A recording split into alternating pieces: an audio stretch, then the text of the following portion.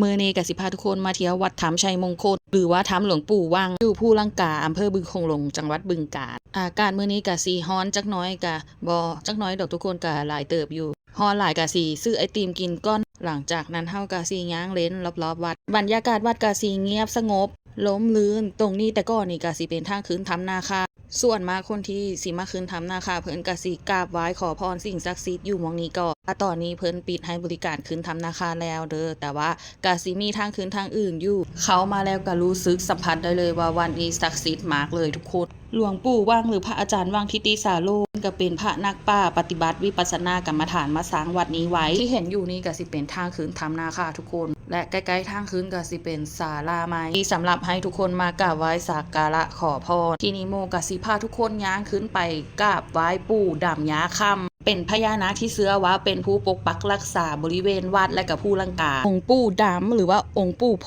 ดำหรือซื้อเต็มเพิ่นก็ซื้อว่าองค์ปู่นครินทราอธิบดีเดชานคราชคือเพิ่นก็สียาวจักหน่อยเนาะทุกคนโมก็สิเอิ้นเพิ่นว่าองค์ปู่โพดำลักษณะของปู่ก็สิมีสีดำทั้งโตมีเขียวมีปอกคอสีทองเชื่อกันว่าขั้นไผ่มาไหว้นี่ก็สิมาขอพรเรื่องหน้าที่การงานการเลื่อนยศเลื่อนตำแหน่งและก็เรื่องสุขภาพและในตำนานเพิ่นก็เชื่อว่าองค์ปู่โพดำเพิ่นเป็นคนสาบปู่อือลืออันนี้ก็สิเป็นรูปปั้นหลวงปู่เสาซึ่งเป็น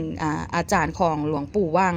ท่านก็เป็นเกจิสายกรรมฐานที่เข่งขัดในธรรมวินัยทุกคนน้องเพลงก็ได้มากราบไหว้ปู่น้องเพลงนี่เดินชิวเลยทุกคนตอนแรกโมนึกว่าเพิ่นสิยาเพราะว่ารูปปั้น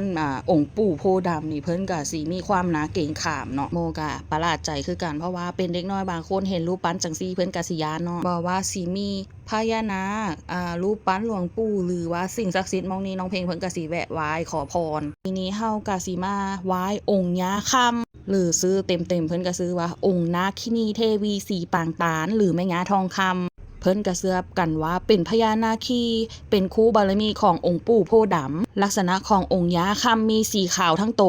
คีบเทิงหลังสีชมพูตรงข้อเป็นสีทองเชื่อว่าผู้ใดไปกราบไหว้ขอพรก็สิขอเรื่องโชคลาภเงินทองค้าขายได้กำไรดีจังสีโมก็มีแต่ขอพรองค์ปู่องค์ย่าให้โมได้งานทำเพราะว่าเดี๋ยวน้องเพลงเข้าโรงเรียนแล้วโมก็จะต้องหางานทำโมก็ได้ขอพรองค์ปู่กับองค์ย่าว่าขอให้โมได้งานตามที่ตั้งใจสมปรารถนา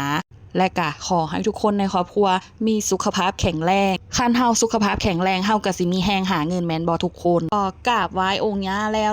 น้องเพลงเพิ่นอยากตีคองยายการเพิ่นก็พามาตีและเพิ่นก็รำบวงสรวงทุกคนสมกับเป็นลูกหลานพญานาคทุกคนเห็นพญานาคบ่ได้นี่ขอร่ำบวงสรวงไว้ก่อนทุกคนเชื่อบ่ว่าน้องเพลงนี่เคยขึ้นไปทำนาคาแล้วเด้ตอนที่อยู่ในท้องเดี๋ยวท้าใหญ่กว่านี้อีกจักหน้อยโมสิพาขึ้นไปอีกพอพวกเฮาไหว้ล่าองค์ปู่องค์ย่าแล้วเฮาก็ลงมาข้างล่างหาอีกอย่างเย็นๆกินรู้สึกว่าอากาศร้อนมากเลยทุกคนสำหรับคลิปนี้ก็ลาไปก่อนทุกคนขอบคุณที่รับชมมื้ออื่นเดี๋ยวพาไปเที่ยวอีก